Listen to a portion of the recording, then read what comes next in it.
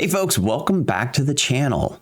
I've got some exciting news for you, but first I want to thank everybody that's been with me over the last several years. We have crested 7,000 viewers, and in 2026 I'm going to do my best to just sound a little bit more normal, because I notice that sometimes I sound like an infomercial, and that's never been my goal. But let's get on to the news.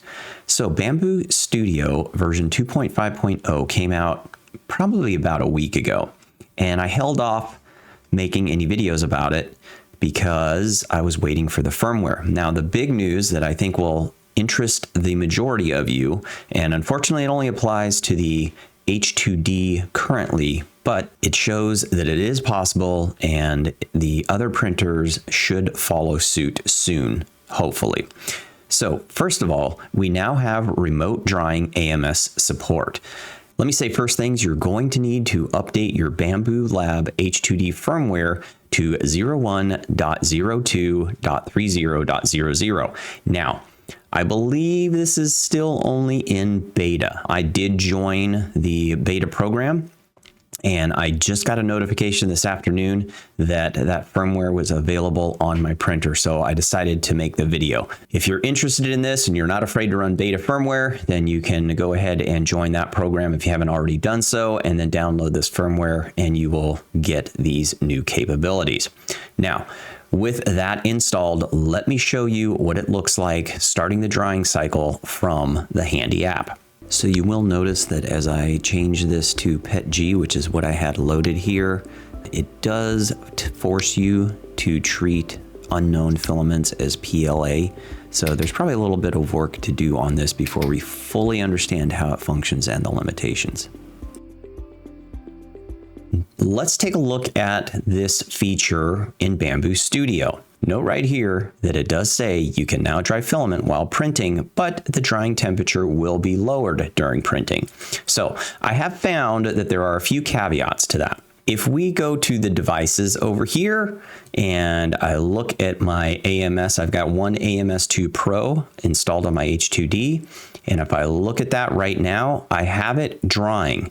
Now we'll come back to this. There's some, like I said, there's some caveats here, but it is currently drying. I've got this little very thin cube here.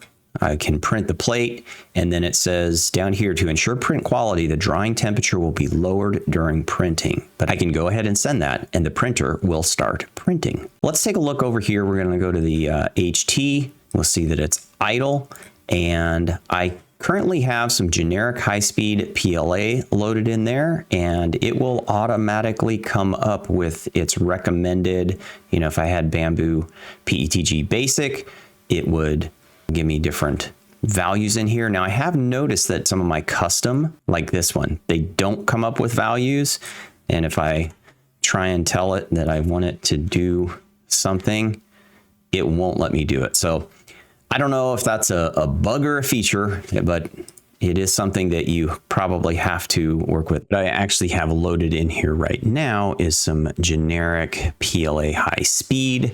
So if I go ahead and tell that is what's in there, it gives me this recommendation to store it and rotate it, but I can ignore that and hit start, and it will go ahead and prepare the AMS HT, and it is now drying.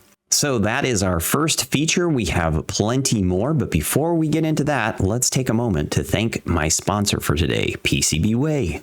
If you've got a project getting underway, head on over to PCBWay.com and let their instant quote system help you with your new adventure. Simply enter the dimensions, choose the quantity number, the number of layers, the thickness, and hit that button and you'll get an instant quote. Whether you need to prototype a PCB, you need a PCB assembled, or maybe you need some custom CNC machining, 3D printing, or injection molding, they've still got you covered. And once you have that project all complete, take a look at their sheet metal fabrication capabilities, and they can custom make something for your project. There are so many things that PCB Way can accomplish for you. And if you're a new customer, you can click up here at the top to get a $5 coupon. PCB Way, PCB prototype the easy way. All right, we'll run through the next few of these features pretty quickly. I'm not going to spend a whole lot of time on this one. Optimized prime tower strategy for PLA and PETG mixing print. There are a whole lot of settings that they have added in here to improve performance. And they've given you a couple of pictures here just to show you all of the changes they made. This, along with some other settings, do require developer mode to be activated in order to modify them. We've also got some ironing on the support interface, and that will improve performance. Now, this next one we will talk about a little bit longer, non-100% infill patterns for top and bottom surfaces. So as you can see here, they now allow you to lower the top surface or bottom surface density, and that will allow the infill pattern to show through. So what does that mean? I can come in here into strength and change my top surface pattern to something cool like concentric, and I can make it 50%. And when I do that, and now if I slice the plate, you see the top surface, I actually can see that infill pattern. Before, your top and bottom surfaces were always constrained to 100%. So it would always, just make a smooth top or bottom surface. But now you can take advantage of some of these things and get that cool pattern on either the top or the bottom. So that's just a new feature that they've added that is kind of interesting.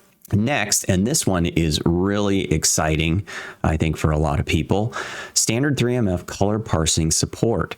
So it will import standard 3MF files with color information. And let me again show you an example of how that works. Here is a file that or a model that I created in Fusion 360. And as you can see, I have colored some of these parts.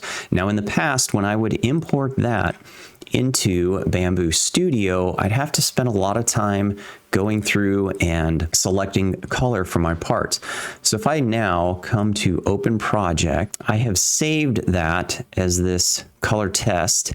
It is a 3MF file, and you'll see it says it's not from bambulab. It's going to load geometry and color data only. I click OK, and then it'll do its best to auto match filaments. I'll click OK, and then it tells me that it's got a multi-part object detected. I hit yes on that, and now my parts are it's been imported and the color information is there. I can hit print and be done. I don't have to spend a bunch of time manually coloring all the individual parts or painting faces, etc. So another really cool feature. The next feature is mesh subdivision. So if you have a part that doesn't have a lot of geometry, you can subdivide your parts, and that will just give you a finer detail sometimes. So next, we've got scale to print volume. So let me come back here again to this particular part. Let's say I wanted to make that as big as I could possibly print it on my H2D. All I have to do is right click it, click scale to print volume, and it goes ahead and automatically makes it as big as it possibly can. For our A1 and A1 Mini, P1P and P1S, you now have the ability to abort your load and unload operations. So that might be a little bit of a time saver. You've got this 2D lattice infill, which is good for lightweight structures such as wings. So for those people that are making airplanes, that might be neat. And then we've got consistent surface and short travel acceleration. This is also a feature that requires you to be in developer mode. And essentially, this is going to give you consistent speeds. Normally, Bambu Studio, as it's slicing, it will determine what speeds to use. And there's different times where it chooses those speeds. Especially when you're using silk filaments, this can cause a problem because the silk, depending on how hot it is and how much time it takes to dry, etc., that will affect how shiny it is. So this is a feature that might be useful to some people. We've also got this short travel acceleration, which will help reduce artifacts caused by acceleration when you have short travel. So those are our main features, but we do have some improvements, and I have not tried this one out yet, but we do have, if you look again for the H2D, introduce support for TPU printing with the H2D left extruder. And let's see, it does say that you have to have 90A or higher. And then we've got some information here about tungsten carbide nozzles, as well as a TPU high flow nozzle, which will be available in the store soon. So that is more things to look forward to. And let's see, improved mapping interaction when sending to a print. It'll now show you all of your AMSs that you have connected. We've got some optimized hardness check, so that's going to spare you from messing up your nozzles. It'll give you some information. We've got some improved auto arrange results, as you can see there. They've added back and refresh and open buttons for the embedded Maker World, Maker Lab pages, and then we have a bunch of bug fixes at the bottom. All right, so there you have it. A whole lot of new features and functionality for those of us that use Bambu Studio. Let me know what you think down in the comments. Is this something that you're excited about, or something that you're not going to use, or maybe you just don't use Bambu Studio whatsoever? If you found this video useful, please take a moment, hit the like button, subscribe to the channel if you haven't already done so, and hit the notification bell so you know when I drop new content. As always, I enjoy the time that we get to spend together here on the channel. Let's keep on learning, burning, printing, and growing together. Take care, everyone.